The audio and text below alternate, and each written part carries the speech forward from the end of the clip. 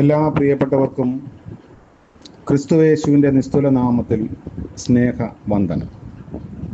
ഇന്നത്തെ നമ്മുടെ ധ്യാനത്തിനായി വിശുദ്ധ പൗലോസ് എഫേസ്യർക്ക് എഴുതിയ ലേഖനം 2-ാം അധ്യായം 8-ാം വാക്യം. എഫേസ്യർ 2:8. കൃപയാലല്ലോ നിങ്ങൾ വിശ്വാസം മൂലം രക്ഷിക്കപ്പെട്ടിരിക്കുന്നത്, അതിനും നിങ്ങൾ കാരണമല്ല, ദൈവത്തിൻ്റെ ദാനമത്രേ ആകുന്നു. കർത്താവിൻ്റെ പരിശുദ്ധ നാമം വാഴ്ത്തപ്പെടുമാറാകട്ടെ. നോമ്പിൻ്റെ മറ്റൊരു ധ്യാനത്തിലേക്ക് ഏവർക്കും സ്വാഗതം. നോമ്പ് കാലം ദൈവ കൃപയുടെ സുവിശേഷം ധ്യാനിക്കുന്നത് അനുഗ്രഹകരമാണ്. രക്ഷ ദൈവകൃപയാൽ മാത്രമാകുന്നുവെന്നും കർത്താവായ യേശുക്രിസ്തുവിലുള്ള വിശ്വാസത്താൽ നമ്മൾ അത് പ്രാപിക്കുന്നു എന്നും അറിഞ്ഞിരിക്കുന്നു. ജീവനും ജീവിതവും ദൈവകൃപയാലാണ്. അപ്പോസ്തലനായ പൗലോസ് പാപത്താലും അതിക്രമങ്ങളാലും മരിച്ചവനായിരുന്നു. എന്നാൽ ദമസ്കോസിൽ വെച്ച് ദൈവകൃപ അവനിലേക്ക് പകരപ്പെടുകയും ക്രിസ്തുവിൽ ജീവന്റെ അനുഭവത്തിലേക്ക് പ്രവേശിക്കുകയും ചെയ്തു. തുടർന്ന് അവൻ ജീവിക്കുന്നതും ദൈവകൃപയിലാണ്. അപ്പോൾ എന്താണ് ദൈവകൃപ? ദൈവത്തിൻ്റെ സൗജന്യ ദാനമാണത്. ഒരു അർഹതയുമില്ലാതിരിക്കെ നീ എനിക്ക് ചെയ്തിരിക്കുന്നല്ലോ, നീ എന്നെ കടാക്ഷിച്ചല്ലോ എന്ന് ഒരു യാചകനെ പോലെ നാം പറയുകയാണ്. സക്കായി ഒരു കാട്ടത്തി മരത്തിന്മേൽ കയറി ഇരിക്കുമ്പോൾ ക്രിസ്തുവിനെ കാണാനുള്ള ശ്രമത്തിൻ്റെ ഭാഗമായി കയറി ക്രിസ്തുവിനെ ഒന്ന് കാണണം എന്നുള്ള ആഗ്രഹം മാത്രം മനസ്സിലുണ്ടായിരുന്നുള്ളൂ. എന്നാൽ ക്രിസ്തു അവനെ കാണുകയും അവനോടൊപ്പം ഭവനത്തിലേക്ക് യാത്ര ചെയ്യുകയും അവനോടൊപ്പം പാർക്കുകയും സക്കായിയും കുടുംബവും ദൈവകൃപയാൽ രക്ഷിക്കപ്പെടുകയും ചെയ്യുന്നു. സക്കായിക്ക് അവകാശപ്പെടാൻ ഒരു യോഗ്യതയും ഇല്ലാതിരിക്കെ അവനും കുടുംബവും ദൈവകൃപയാൽ രക്ഷിക്കപ്പെട്ടു.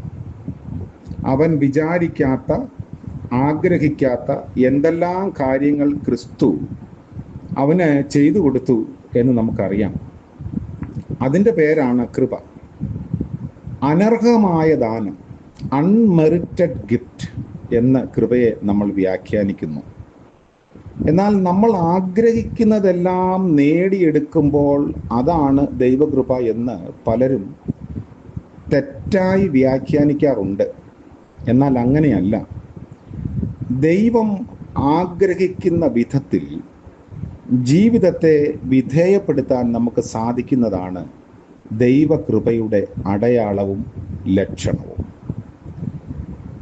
ഇവിടെ പൗലോസ് ന്യായപ്രമാണത്തിൻ്റെ പ്രവൃത്തിയും ദൈവകൃപയുടെ സുവിശേഷവും എഫേസ്യ സഭയോട് പറയുന്നു. നിയമങ്ങൾ, തത്വസംഹിതകൾ, അനുഷ്ഠാനങ്ങൾ, കർമ്മമാർഗങ്ങൾ ഇവയൊന്നും മനുഷ്യനെ രക്ഷിക്കുന്നില്ല. ന്യായപ്രമാണം പറയും അത് ചെയ്യരുത്, അങ്ങോട്ട് പോകരുത് എന്നൊക്കെ. പക്ഷേ അതനുസരിക്കാനുള്ള ശക്തി ന്യായപ്രമാണം നൽകുന്നില്ല. ന്യായപ്രമാണം മനുഷ്യനെ ന്യായം വിധിക്കും, അറസ്റ്റ് ചെയ്യും, ഒടുവിൽ മരണത്തിന് ഏൽപ്പിക്കും. ന്യായപ്രമാണത്തിൻ്റെ പ്രവർത്തികളാൽ ഒരുവന് ഒരു നാളും രക്ഷ സാധ്യമാകുന്നില്ല. അതിനാൽ ന്യായപ്രമാണത്തെ മറികടക്കുന്ന മറ്റൊന്ന് ദൈവം നമുക്കായി ഒരുക്കി. അതിൻ്റെ പേരാണ് കാൽവറിയിലെ ക്രൂശ്. ന്യായപ്രമാണം അത് ചെയ്യുക, അത് ചെയ്യരുത് എന്നൊക്കെ പറയുമ്പോൾ കർത്താവിൻ്റെ ക്രൂശ് നമ്മോട് പറയുന്നത് ദൈവം തൻ്റെ ഏകജാതനായ പുത്രനിൽ അത് ചെയ്തുവെന്നാണ്. ക്രൂശിലെ കർത്താവിൻ്റെ അത്ഭുതകരമായ പ്രവൃത്തി നമ്മെ ജീവനിലേക്ക് നടത്തുന്നു. അങ്ങനെ ഞാൻ വിശ്വാസത്താൽ ക്രിസ്തുവിനോടുകൂടെ ക്രൂശിക്കപ്പെട്ടിരിക്കുന്നു. ഇനി ജീവിക്കുന്നത് ഞാനല്ല, ക്രിസ്തുവത്രേ എന്നിൽ ജീവിക്കുന്നത് എന്ന് പൗലോസ് ഓർമ്മിപ്പിക്കുന്നു. അപ്പോൾ ക്രൂശിന്റെ മുൻപിൽ നമ്മളെല്ലാവരും തുല്യരാണ്.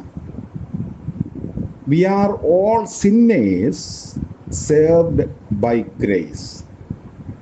ഈ നോമ്പിന്റെ നാളുകളിൽ ദൈവകൃപ നമുക്ക് അനുഭവിക്കാം, വിശ്വാസത്താൽ അത് പ്രാപിക്കാം. അപ്പോൾ ലോകത്തിൻ്റെ ആകർഷണങ്ങളും ജഡത്തിൻ്റെ അഭിലാഷങ്ങളും ആസക്തികളും നമ്മിൽ കർത്തൃത്വം നടത്തുകയില്ല എന്നതാണ് വാസ്തവം. അതുകൊണ്ട് നമ്മെ ബന്ധിച്ചിരിക്കുന്ന ചില കാണാചരടുകളിൽ നിന്ന് ദൈവ കൃപയിലേക്കുള്ള പ്രവേശനം നോമ്പിൻ്റെ നാളുകളിൽ നമുക്ക് ദൈവം നൽകുന്നു, അല്ലെങ്കിൽ നൽകിയതിനെ നമ്മൾ പ്രാപിക്കുന്നു. അങ്ങനെയുള്ള നാളുകളിലൂടെയാണ് ഇപ്പോൾ നമ്മൾ കടന്നു പോകുന്നത്. കർത്താവിൻ്റെ കൃപ മേൽക്കുമേൽ നമ്മോട് കൂടെ ഇരിക്കുമാറാകട്ടെ. പ്രാർത്ഥിക്കാം. കരുണ നിറഞ്ഞ വാഴ്ത്തപ്പെട്ട ഞങ്ങളുടെ കർത്താവേ, സ്വർഗീയ പിതാവേ, അവിടുത്തെ കരങ്ങളിൽ ഞങ്ങളെ സമർപ്പിച്ച് ഈ പ്രഭാതത്തിൽ പ്രാർത്ഥിക്കുന്നു. പുതിയ ഒരു ദിവസത്തിൻ്റെ സാധ്യതകളിലേക്ക് ഞങ്ങൾ പ്രവേശിക്കുമ്പോൾ അങ്ങയുടെ കൃപയിൽ പൂർണ്ണമായും ശരണപ്പെടുവാനും സമർപ്പിതരാകുവാനും സഹായിക്കണമേ. ഇന്ന് പ്രഭാതം മുതൽ പ്രദോഷം വരെയും മാറാത്ത അങ്ങയുടെ കൃപയിലും സാന്നിധ്യത്തിലും ഞങ്ങളെ വഴി നടത്തണമേ. ഇന്ന് ജന്മദിനം ആഘോഷിക്കുന്ന പ്രിയപ്പെട്ടവരെയും വിവാഹവാർഷികം ആഘോഷിക്കുന്നവരെയും ഓർത്ത് പ്രത്യേകം പ്രാർത്ഥിക്കുന്നു. കൃപയുടെ തണലിൽ ദൈവത്തോട് ചേർന്ന് ജീവിപ്പാൻ പുതിയ വർഷം എല്ലാവർക്കും ഇടവരുത്തണമേ. യേശുമശിഹ മൂലം പ്രാർത്ഥിക്കുന്നു.